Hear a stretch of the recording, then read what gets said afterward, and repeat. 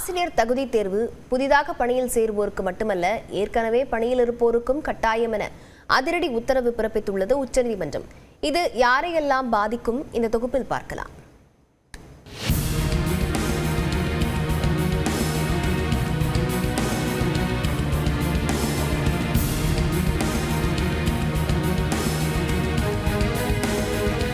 இந்தியாவில் உள்ள அனைத்து மாணவர்களும் 8ஆம் வகுப்பு வரை கட்டாயம் கல்வி கற்பதை உறுதி செய்யும் வகையில் கடந்த 2009ஆம் ஆண்டு கட்டாய கல்வி உரிமை சட்டம் அமல்படுத்தப்பட்டது.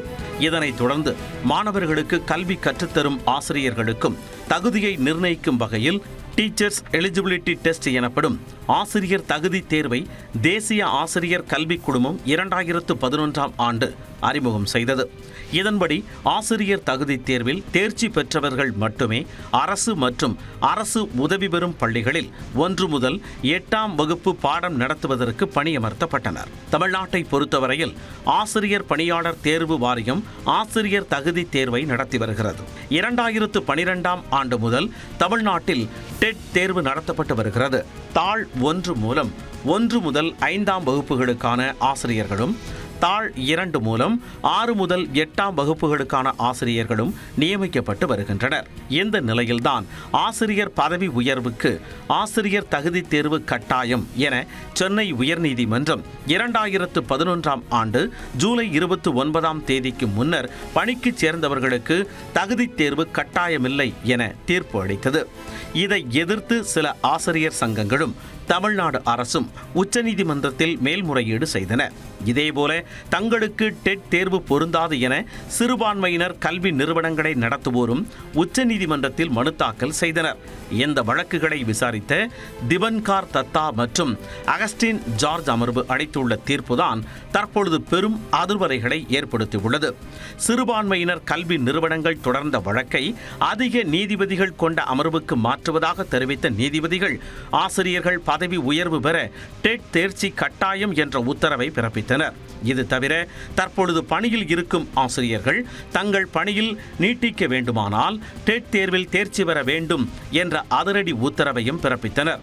கட்டாய கல்வி உரிமை சட்டம் அமலாவதற்கு முன்னர் பணி நியமனம் பெற்ற 55 வயதிற்கு கீழ் உள்ள ஆசிரியர்கள் பணியில் தொடர உச்சநீதிமன்ற உத்தரவு வந்ததில் இருந்து 2 ஆண்டுகளுக்குள் டெட் தேர்ச்சி பெற்றிருக்க வேண்டும் என்றும், 2 ஆண்டுகளுக்குள் தேர்ச்சி பெற முடியாதவர்கள் பணியில் இருந்து விலகலாம் அல்லது அவர்களுக்கு கட்டாய ஓய்வு வழங்கப்படும் என தீர்ப்பளித்தனர். அதே நேரத்தில் 55 வயதுக்கு மேற்பட்டவர்கள் பணியில் தொடர டெட் தேவையில்லை என்றும், ஆனால் பதவி உயர்வு பெற விரும்பினால் தகுதி தேர்வில் தேர்ச்சி பெறுவது அவசியம் எனவும் தீர்ப்பளித்தனர்.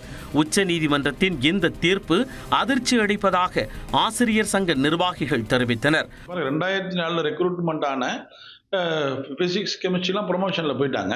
இப்போ மேக்ஸ் மற்ற சப்ஜெக்ட்லாம் இல்லை. அவங்க மட்டும் என்ன பாவம் பண்ணாங்க? இப்போ அவங்க தகுதி தேர்வு முடிக்கணும்னு சொல்லுறது ஒரு சமூக நீதிக்கே எதிரானதாக இருக்குது. ஒரு ஒட்டுமொத்த ஆசிரியர் இனத்திற்கு இது ஒரு பெரிய அதிர்ச்சி அலை ஏற்படுத்தி கொண்டிருக்கிறது. 2 ஆண்டு என்பது ஒரு நெருக்கடி தான். ஏன்னா ஒரு 20 ஆண்டுகளுக்கு பிறகு நான் பயணத்தை ஒரு டிக்கெட்டை நான் டெல்லிக்கு போகணும்னு எடுத்துட்டு நான் கோயம்புத்தூருக்கு போகிற நிலையில் இருக்கு. நான் அப்பாயின்மெண்ட் வாங்கிட்ட பிறகு நான் அப்பாயின்மெண்ட்டில் இருக்க சொல்ல அந்த நிலைப்பாடு இல்லை. கட்டாய கல்வி உரிமை சட்டம் அமல்படுத்துவதற்கு முன்பாக நியமிக்கப்பட்ட ஆசிரியர்களுக்கு இது ஒரு பெரிய பாதிப்பு தான். ஏறக்குறைய 1.25 லட்சத்திற்கு அதிகமான ஆசிரியர்களுடைய வாழ்வாதாரமே இன்றைக்கு கேள்விக்குறியாய் அவர்கள் பணியில் தொடர முடியுமா என்பதே ஒரு கேள்விக்குறியாயிருக்கிறது. ஆண்டுக்கு 2 முறை தகுதி தேர்வை நடத்த வேண்டிய நிலையில் தமிழ்நாட்டில் இதுவரை 6 முறை மட்டுமே நடத்தப்பட்டுள்ளது. 2011ஆம் ஆண்டுக்கு முன்பு நடைபெற்ற பதவி உயர்வுகள் என்னவாகும்? உச்சநீதிமன்ற தீர்ப்பில் தமிழ்நாடு அரசின் நிலைப்பாடு என்ன என்பன உள்ளிட்ட பல்வேறு கேள்விகளை முன்வைத்துள்ளது. தொடர் கனமழை காரணமாக பஞ்சாப், டெல்லி, உத்தரப்பிரதேசம் உள்ளிட்ட வட மாநிலங்கள் வெள்ளத்தில் தத்தளிக்கின்றன.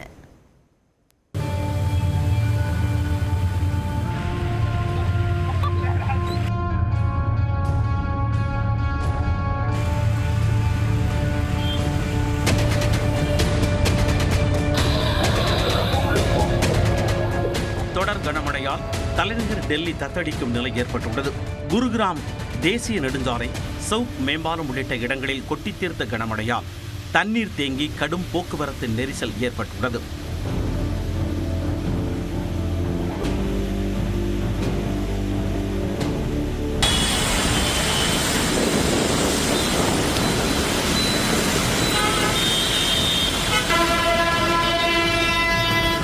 இமாச்சல பிரதேசத்தில் கடந்த 76 ஆண்டுகளில் இல்லாத அளவாக ஆகஸ்ட் மாதத்தில் 431 மில்லிமீட்டர் அளவுக்கு மழை பெய்ததால் மக்களின் இயல்பு வாழ்க்கை கடுமையாக பாதிக்கப்பட்டுள்ளது.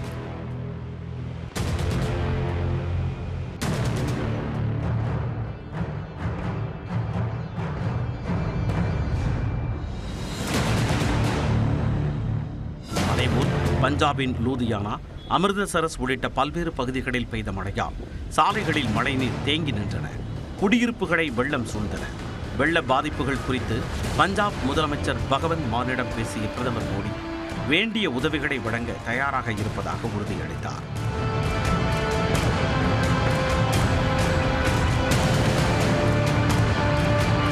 ஹரியானாவில் கழிவுநீர் கலந்த மழை நீரில் மக்கள் நடந்து சென்றனர்.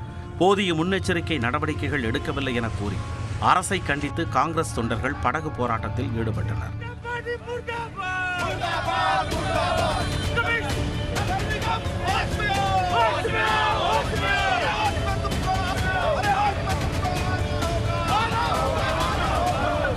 உத்தரப்பிரதேசத்தில் வரலாறு காணாத அளவில் கொட்டி தீர்த்த மழையால் யமுனை நதியில் வெள்ளப்பெருக்கு ஏற்பட்டு குடியிருப்பு பகுதிகளை சூழ்ந்து கொண்டது. வீடுகளில் சிக்கி தவித்த மக்கள் படகு மூலம் பாதுகாப்பாக மீட்கப்பட்டனர். டெல்லி, உத்தரப்பிரதேசம் உள்ளிட்ட மாநிலங்களில் வரும் நாட்களில் தொடர் மழைக்கு வாய்ப்பு இருப்பதாக வானிலை ஆய்வு மையம் எச்சரிக்கை விடுத்துள்ளதால் பெரும் சேதங்கள் ஏற்படும் அபாயம் எழுந்துள்ளது.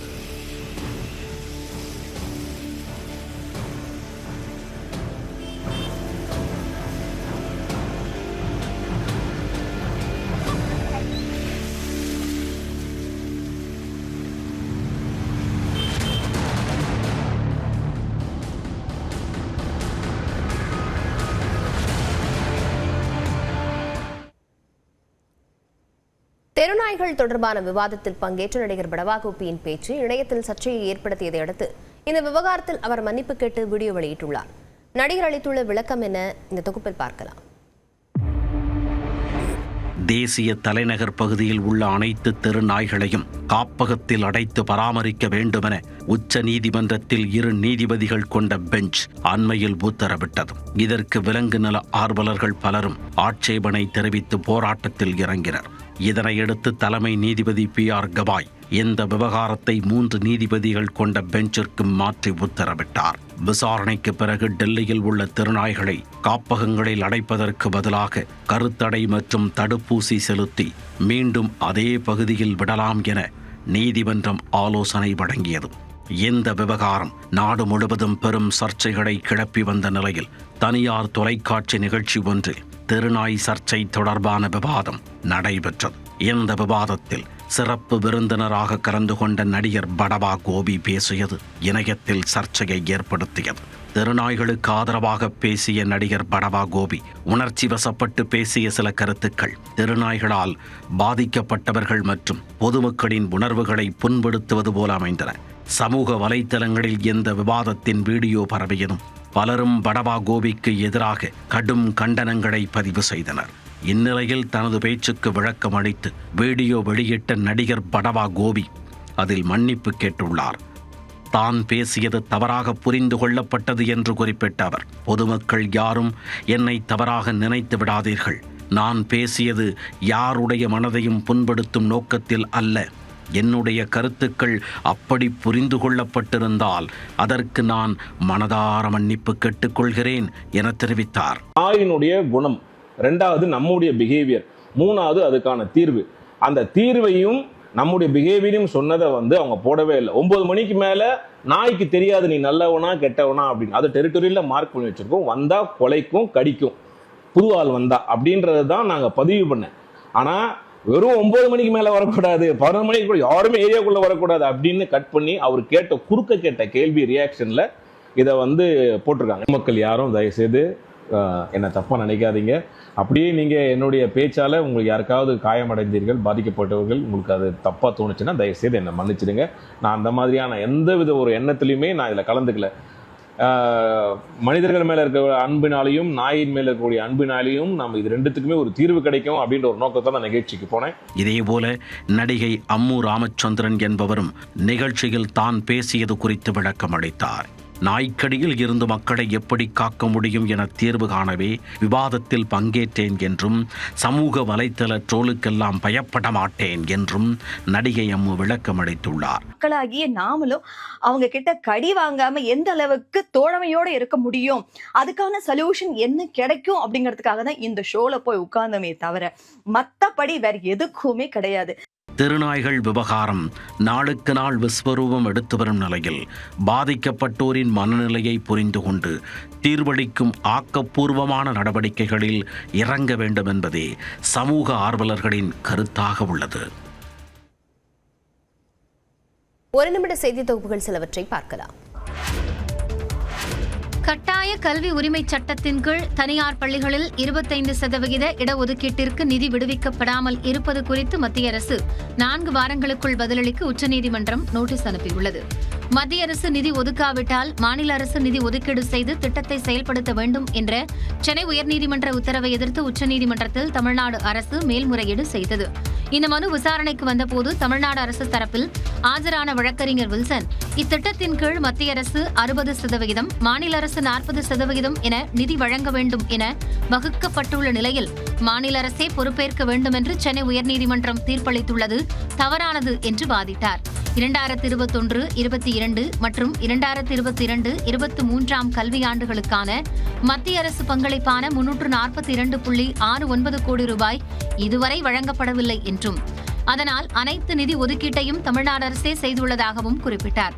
இந்த வாதங்களை ஏற்ற உச்சநீதிமன்றம் இந்த மனுவின் மீது 4 வாரங்களுக்குள் பதிலளிக்க மத்திய அரசுக்கும் எதிர்மனுதாரரான ஈஸ்வரனுக்கும் நோட்டீஸ் அனுப்பியுள்ளது.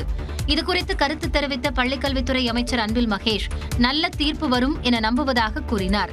கிட்டத்தட்ட ஒரு வருஷத்துக்கு பார்த்தீங்கன்னா கிட்டத்தட்ட ஒரு 1 லட்சம் பிள்ளைங்கனாச்சு இந்த ஆர்டிகல் 25% வந்து தனியார் பள்ளியில் சேர்க்கக்கூடிய ஒரு நிலை இருக்கின்றது.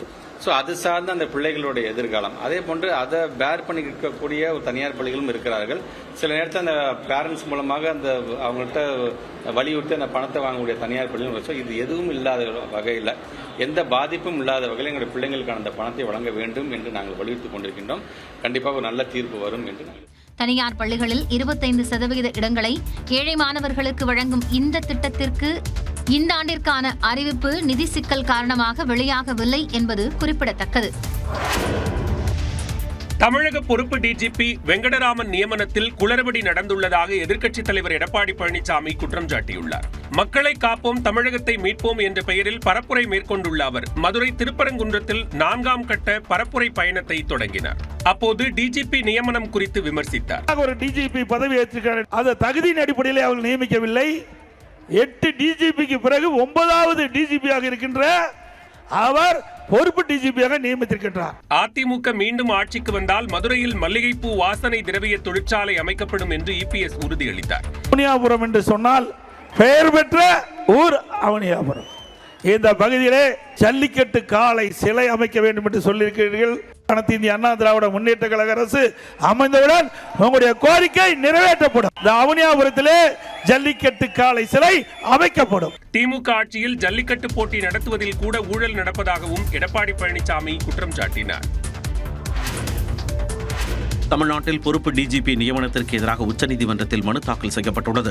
தமிழ்நாட்டின் சட்டம் ஒழுங்கு டிஜிபியாக இருந்த சங்கர் ஜிவால் ஞாயிற்றுக்கிழமை ஓய்வு பெற்ற நிலையில் நிர்வாக பிரிவு டிஜிபியாக உள்ள வெங்கடராமன் பொறுப்பு டிஜிபியாக பதவியேற்றுக் கொண்டார். இதற்கு எதிராக மக்கள் கண்காணிப்பகம் அமைப்பைச் சேர்ந்த வழக்கறிஞர் ஹென்றி திவேன் உச்சநீதிமன்றத்தில் மனு தாக்கல் செய்துள்ளார். அதில் டிஜிபி பதவிக்கான காலம் நிறைவடைவதற்கு 3 மாதத்திற்கு முன்பாகவே புதிய டிஜிபியை நியமிப்பதற்காக தகுதியான 3 பேர்களின் பெயரை யுபிஎஸ்சிக்கு தமிழ்நாடு அரசு பரிந்துரைக்கவில்லை என தெரிவித்துள்ளார். அதே நேரத்தில் உச்சநீதிமன்ற தீர்ப்புக்கு எதிராக பொறுப்பு டிஜிபியாக வெங்கடராமனை நியமித்து அரசாணை பிறப்பித்துள்ளதாகவும் மனுவில் குறிப்பிட்டுள்ளார். இந்த விஷயத்தில் உச்சநீதிமன்றம் தலையிட்டு உரிய உத்தரவை பிறப்பிக்க வேண்டும் என்றும் உச்சநீதிமன்றத்தின் உத்தரவை மீறி செயல்பட்ட தமிழ்நாடு அரசுக்கு எதிராக நீதிமன்ற அவமதிப்பு நடவடிக்கை எடுக்க வேண்டும் என்றும் தனது மனுவில் ஹென்றி திவேன் வலியுறுத்தியுள்ளார்.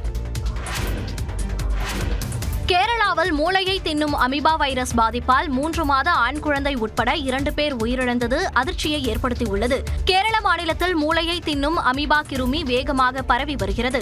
கோழிக்கோடு மாவட்டத்தில் உள்ள ஒமச்சேரி பகுதியைச் சேர்ந்த அபுபக்கர் சித்திக்கின் 3 மாத ஆண் குழந்தைக்கு கடந்த 28 நாட்களுக்கு முன்பு அமீபா பாதிப்பு உறுதி செய்யப்பட்டது. அதைத் தொடர்ந்து கோழிக்கோடு அரசு மருத்துவமனையில் தீவிர சிகிச்சை அளிக்கப்பட்டு வந்தது. இந்நிலையில் சிகிச்சை பலனின்றி குழந்தை உயிரிழந்தது. இதேபோன்று கோழிக்கோடு மாவட்டத்திற்கு உட்பட்ட கப்பில் கிராமத்தை சேர்ந்த 52 வயதான ரமலா என்ற பெண்மணி அமீபா பாதிப்பால் சிகிச்சை பலனின்றி உயிரிழந்தார். அவர் தனது வீட்டின் அருகே உள்ள குளத்தில் குளித்தபோது அமீபா வைரஸ் பாதிப்புக்கு ஆளானதாகவும் குளத்தில் அமீபா வைரஸ் பாதிப்பு உறுதி செய்யப்பட்டதை தொடர்ந்து குளத்தை பயன்படுத்த தடை விதிக்கப்பட்டுள்ளதாகவும் தெரிவிக்கப்பட்டுள்ளது.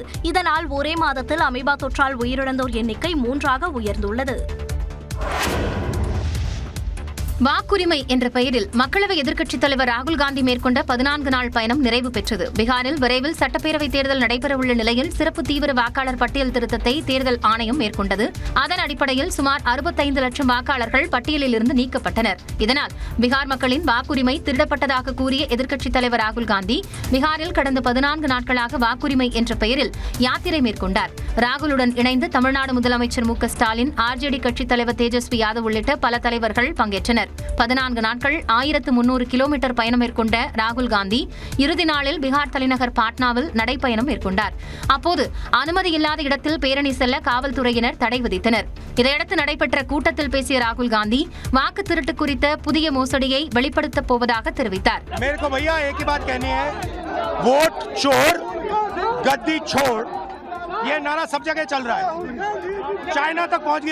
வாக்குகளை திருடுவதன் மூலம் நமது உரிமைகள், இடஒதுக்கீடு, வேலைவாய்ப்பு, கல்வி, ஜனநாயகம் ஆகியவை திருடப்படும் என்றும் அவர் கூறினார். 20% எத்தனால் கலந்த பெட்ரோல் விற்பனையை கட்டாயமாக்கும் மத்திய அரசின் திட்டத்திற்கு எதிரான வழக்கை உச்சநீதிமன்றம் தள்ளுபடி செய்துள்ளது.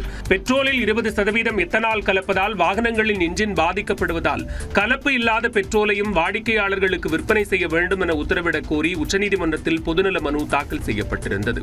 இந்த மனு தலைமை நீதிபதி கவாய் அடங்கிய அமர்வில் விசாரணைக்கு வந்தது. அப்போது மனுதாரர் தரப்பில் ஆஜரான மூத்த வழக்கறிஞர் ஷதான் பராசத் எத்தனால் கலப்பால் வாகனங்களில் 6% மைலேஜ் குறைவதாக நிதி ஆயோக் கவலை தெரிவித்ததை சுட்டிக்காட்டினார். 2023ஆம் ஆண்டுக்கு முன்பு தயாரிக்கப்பட்ட வாகனங்களுக்கு கலப்பு பெட்ரோல் ஏற்றதல்ல என்றும் அந்த நிறுவனங்களுக்கு கலப்பு இல்லாத பெட்ரோல் கிடைக்க வழிவகை செய்ய வேண்டும் என்றும் கேட்டுக்கொண்டார்.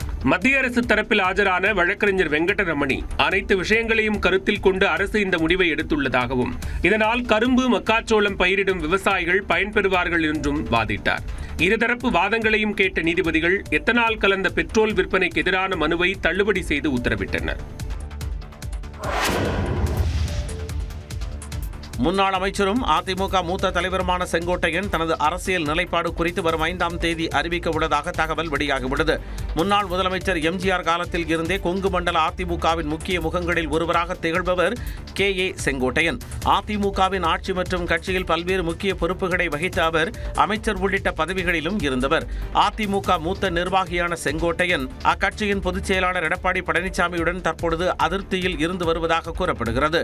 கடந்த பிப்ரவரி மாதம் கோவையில் அத்திக்கடவு அவிநாசி திட்ட பாராட்டு விழாவில் செங்கோட்டையன் பங்கேற்காததில் இருந்து எந்த விவகாரம் பேசுபொருளானது.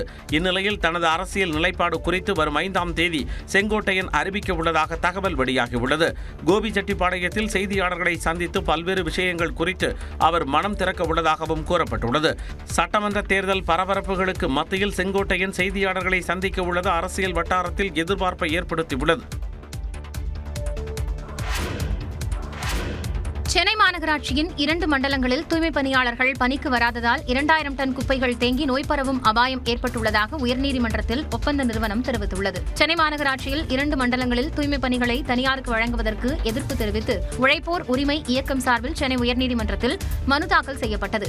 இந்த வழக்கை விசாரித்த நீதிபதி கே. சுரேந்தர் தூய்மை பணிகளை தனியாருக்கு வழங்கும் தீர்மானத்தை ரத்து செய்ய முடியாது என கூறி தூய்மை பணியாளர்கள் கடைசியாக பெற்ற ஊதியத்தை வழங்க வேண்டும் என உத்தரவிட்டார். தனி நீதிபதியின் இந்த உத்தரவை ரத்து செய்ய கூறி உழைப்போர் உரிமை இயக்கம் சார்பில் மேல்முறையீடு செய்யப்பட்டது. அப்போது மனுதாரர் தரப்பில் ஆஜரான வழக்கறிஞர் தூய்மை பணிகள் தனியார் மயமாக்கப்படுவதை எதிர்த்து தாக்கல் செய்யப்பட்ட வழக்கு தொழிலாளர் நல நீதிமன்றத்தில் நிலுவையில் உள்ளதால் தனி நீதிபதி உத்தரவிற்கு தடை விதிக்க வேண்டும் என வாதாடினார்.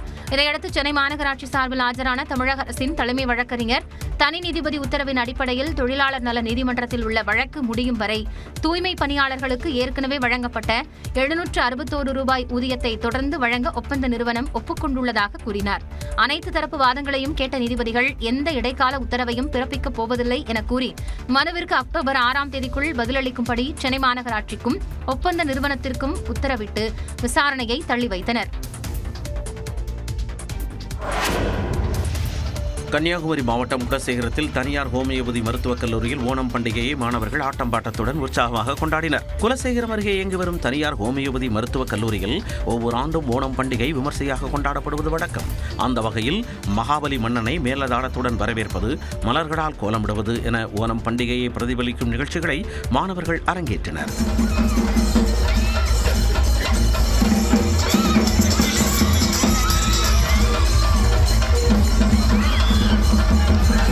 இதனைத் தொடர்ந்து மாணவ மாணவிகள் பாரம்பரிய உடை அணிந்து பாடல்களுக்கு உற்சாகமாக நடனமாடினர்.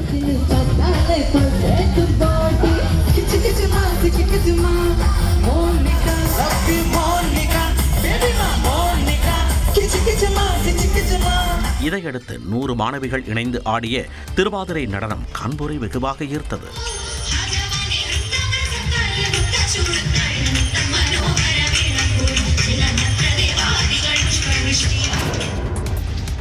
கச்சத்தீவை எக்காரணம் கொண்டு விட்டுத்தரப் போவதில்லை என இலங்கை அதிபர் அனுரகுமார தெரிவித்துள்ளார். தமிழக மீனவர்களின் நலன் கருதி கச்சத்தீவு மீட்கப்பட வேண்டும் என பல்வேறு தமிழக அரசியல் கட்சிகள் மத்திய அரசை தொடர்ந்து வலியுறுத்தி வருகின்றன.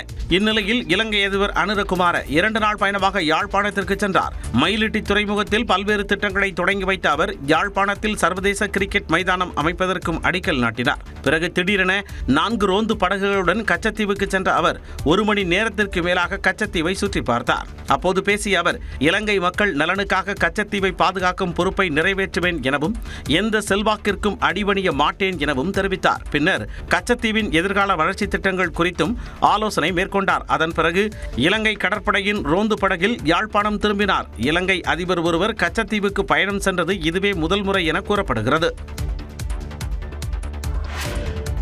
இந்தியா பெருமளவில் அதன் பொருட்களை அமெரிக்காவிடம் விற்கிறது என்றும், ஆனால் குறைந்த அளவு அமெரிக்க பொருட்களையே இந்தியா வாங்குகிறது என்றும் அமெரிக்க அதிபர் டொனால்டு டிரம்ப் தெரிவித்துள்ளார். சீனாவில் நடந்த ஷாங்காய் மாநாட்டில் பிரதமர் மோடி, ரஷ்ய அதிபர் புட்டின், சீன அதிபர் ஷி ஜின்பிங் உள்ளிட்டோர் சந்தித்து பேசினர். முக்கிய அதிகார மையங்களின் இந்த சந்திப்பு அமெரிக்காவிற்கும் அதிபர் டிரம்பிற்கும் நெருக்கடி தரும் என்று எதிர்பார்க்கப்படுகிறது. இந்நிலையில் இந்தியாவுடனான வர்த்தகம் குறித்து அமெரிக்க அதிபர் டிரம்ப் விமர்சித்துள்ளார்.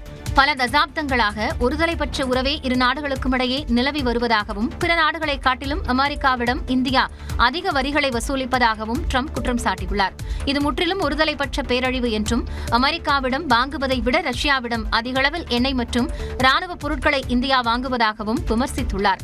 இந்தியா தற்போது தங்கள் வரிகளை முற்றிலுமாக குறைக்க முன்வந்துள்ளதாகவும், ஆனால் அது தாமதமாகி வருகிறது என்றும் கூறியுள்ள அவர், பல ஆண்டுகளுக்கு முன்பே அதை செய்திருக்க வேண்டும் என்றும் குறிப்பிட்டுள்ளார். அனைத்து அதிமுகவினரும் ஓர் அணியில் வர வேண்டும் என தமிழ்நாடு பாஜக தலைவர் நயினார் நாகேந்திரன் கூறிய நிலையில் கூட்டணி குறித்து பின்னர் அறிவிப்போம் என ஓ பன்னீர்செல்வமும் டிடிவி தினகரனும் தெரிவித்துள்ளனர். அதாவது எங்களை பொறுத்த மட்டும் திராவிட முன்னேற்ற கழக அரசை வீழ்த்த வேண்டும், அதற்காக எல்லோருமே ஓர் அணியில் திரள வேண்டும் என்பது தான் எங்களுடைய. சசிகலா மேடம் சொல்லித்தாங்க, அவங்களும் ஓர் அணியில் திரண்டால் மட்டுமே திராவிட முன்னேற்ற கழகத்தை வெற்றி பெற முடியும். அதையே நான் வலியுறுத்துகிறேன். அதற்கான முயற்சியே கண்டிப்பா எல்லாருமே வரணும். அவர் ஒரு அரசியல் இயக்கத்தை ஆரம்பித்திருக்கிறார். தேர்தலில் நின்று வென்று அவர் எப்படி தங்கள் நடைமுறையை, இலக்கை, நடைப்பயணத்தை எப்படி செலுத்திக் கொண்டிருக்கிறார் என்பதை பார்த்தால் அவருடைய கணிப்புகளை நான் சொல்ல முடியும் என்பதை தெரிவித்துக் கொள்கிறேன்.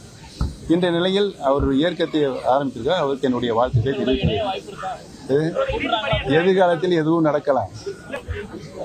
இல்லை, யாருமே இதுவரை என்னுடன் பேசவில்லை. அதான் எதிர்காலத்தில் எதுவும் நடக்கலாம் என்று சொல்லிவிட்டேனே.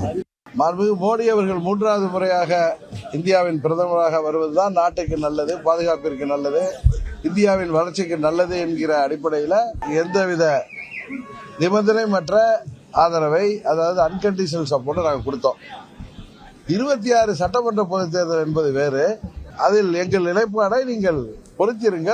டிசம்பர் மாதத்தில் உறுதியாக உங்களுக்கு தெரிய வரும். ஆப்கானிஸ்தானில் நிலநடுக்கத்தால் சிக்கி உயிரிழந்தோர் எண்ணிக்கை 1100 அதிகரித்திருக்கும் நிலையில் 4500க்கும் மேற்பட்டோர் காயமடைந்துள்ளனர்.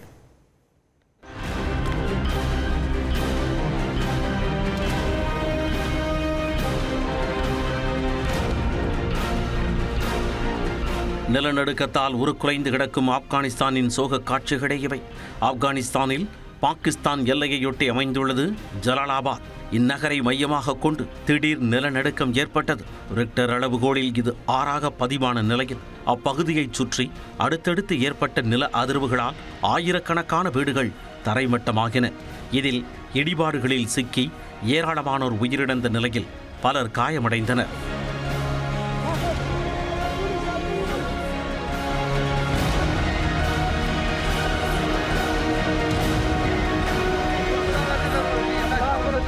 நிலநடுக்கம் தாக்கிய பகுதிகள் பெரும்பாலும் மலைகள் நிறைந்தவையாக உள்ளதால் மீட்பு பணிகளில் கடுமையான சவால் ஏற்பட்டுள்ளது. பாதிக்கப்பட்டவர்கள் ஹெலிகாப்டர் மூலம் மீட்கப்பட்டு மருத்துவமனைகளுக்கு அனுப்பி வைக்கப்பட்டு வருகின்றனர்.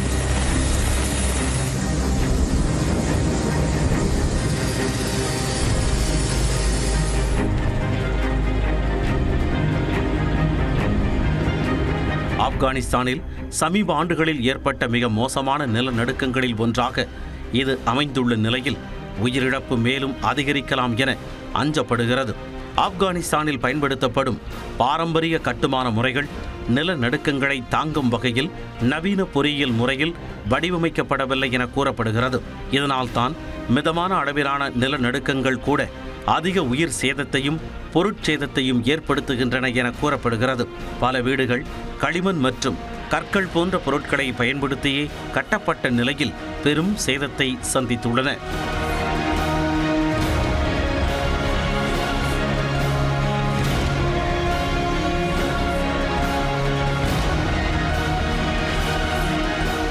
இந்நிலையில் நிலநடுக்க பாதிப்புக்கு ஆளானவர்களுக்கு பிரதமர் மோடி இரங்கலையும் ஆதரவையும் தெரிவித்துள்ளார். காயமடைந்தவர்களுக்கான மனிதாபிமான உதவிகளையும் நிவாரண உதவிகளையும் வழங்க இந்தியா தயாராக உள்ளதாகவும் பிரதமர் மோடி தெரிவித்துள்ளார். எக்ஸ்பிரஸ் 18 செய்திகள் சிலவற்றை பார்க்கலாம். ஸ்விக்கி ஜொமேட்டோவை கடலூர் மாவட்ட ஹோட்டல் சங்கத்தினர் புறக்கணித்துள்ளனர். இந்த 2 டெலிவரி நிறுவனங்களும் தற்பொழுது கமிஷன் தொகையை அதிக அளவில் உயர்த்தியுள்ளதால் உணவகம் நடத்துபவர்கள் பெரும் பாதிப்பை சந்தித்துள்ளதாக தெரிகிறது. இந்த நிலையில் ஸ்விக்கி ஜொமேட்டோ ஆகிய நிறுவனங்களை புறக்கணிக்க கடலூர் மாவட்ட ஹோட்டல்கள் சங்கம் முடிவெடுத்துள்ளது. தற்பொழுது கடலூர் மாவட்டத்தைச் சேர்ந்தவர்கள் தொடங்கியுள்ள சாரோஸ் என்ற செயலியை அப்பகுதி மக்கள் பயன்படுத்தி வருகின்றனர்.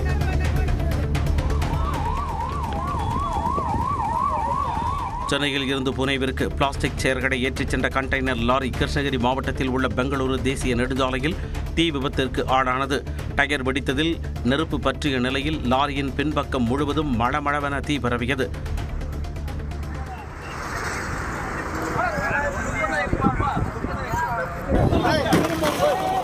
நல்வாய்ப்பாக ஓட்டுநர் உயிர் தப்பிய நிலையில் தீயணைப்பு துறையினர் நீண்ட நேரம் போராடி தீயை அணைத்தனர்.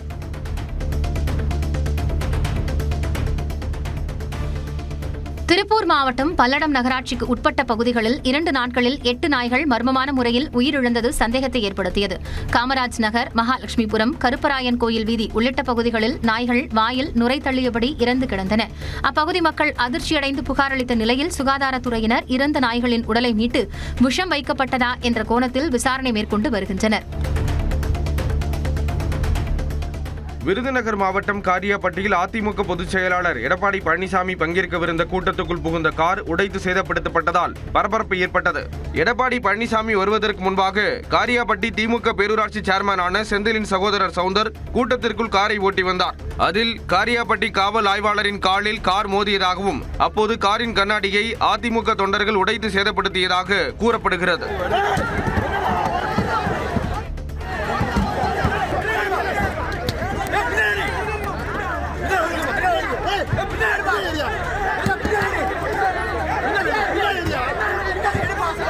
சவுந்தரின் மகனுக்கு உடல்நிலை சரியில்லாததால் அந்த வழியாக மருத்துவமனைக்கு அழைத்து சென்றதாக கூறப்படுகிறது.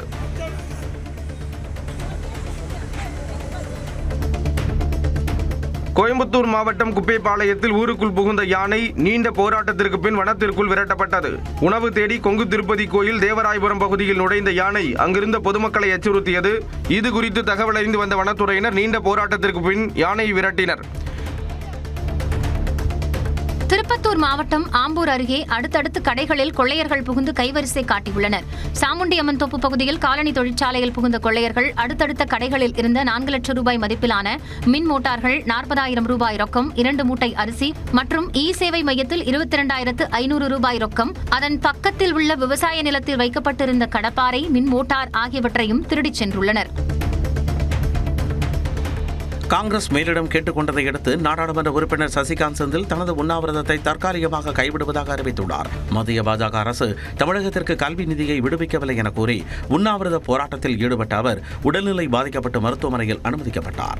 மருத்துவமனையிலும் உண்ணாவிரதத்தை தொடர்ந்த நிலையில் அதனை தற்பொழுது தற்காலிகமாக கைவிட்டுள்ளார். காங்கிரஸ் பிரிவுக்கு மட்டுமல்ல, அரசியல் எல்லாம் அப்பாற்பட்டு எல்லோரும் இணைந்து இந்த விஷயத்தில், குழந்தைகளின் படிப்பு விஷயத்தில் ஒன்றிணைய வேண்டும் என்பது என்னுடைய கோரிக்கை. திருச்சி ஸ்ரீரங்கத்திற்கு குடியரசுத் தலைவர் திரௌபதி முர்மு நாளை வரவிருப்பதால் அங்கு பாதுகாப்பு முன்னேற்பாடு பணிகள் மேற்கொள்ளப்பட்டன. ஸ்ரீரங்கம் ரங்கநாதர் கோவிலுக்கு குடியரசுத் தலைவர் வருகை தரவிருக்கும் நிலையில் ஸ்ரீரங்கம் அருகே அமைக்கப்பட்டுள்ள ஹெலிபேட் தளத்தில் ஹெலிகாப்டரை இயக்கி ஒத்திகை பார்க்கப்பட்டது.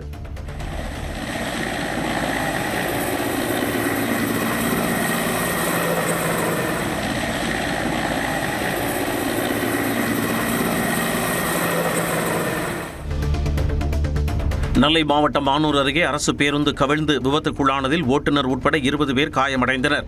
நெல்லையில் இருந்து வடக்கு செடியநல்லூர் நோக்கி மானூர் வழியாக அரசு பேருந்து சென்று கொண்டிருந்தது. அளவந்தான்குளம் என்ற இடத்தில் சாலையின் குறுக்கே வந்த மாட்டின் மீது மோதாமல் இருக்க ஓட்டுநர் பிரேக் பிடித்ததில் கட்டுப்பாட்டை இழந்த பேருந்து சாலையோரம் கவிழ்ந்தது. இதையடுத்து ஓட்டுநர், நடத்துனர் உட்பட 20 பேர் காயமடைந்தனர். மருத்துவமனையில் சிகிச்சை பெற்று வருபவர்களை சட்டமன்ற உறுப்பினர் அப்துல் வகாப் நேரில் சென்று நலம் விசாரித்தார். கிருஷ்ணகிரி மாவட்டம் தொப்பட்டிக்குப்பம் கிராமத்தில் குண்டும் குடியுமாக உள்ள சாலையை சீரமைக்க பொதுமக்கள் கோரிக்கை விடுத்துள்ளனர். சந்தூர் அரசு பொது மருத்துவமனையில் இருந்து தொப்பட்டிக்குப்பம் வழியாக பொன்னியம்மன் கோவில் வரை செல்லும் சாலை மோசமான நிலையில் உள்ளதாக அப்பகுதி மக்கள் வேதனை தெரிவித்துள்ளனர். பலமுறை மனு அளித்தும் பஞ்சாயத்து நிர்வாகம் நடவடிக்கை எடுக்கவில்லை என குற்றம் சாட்டினர்.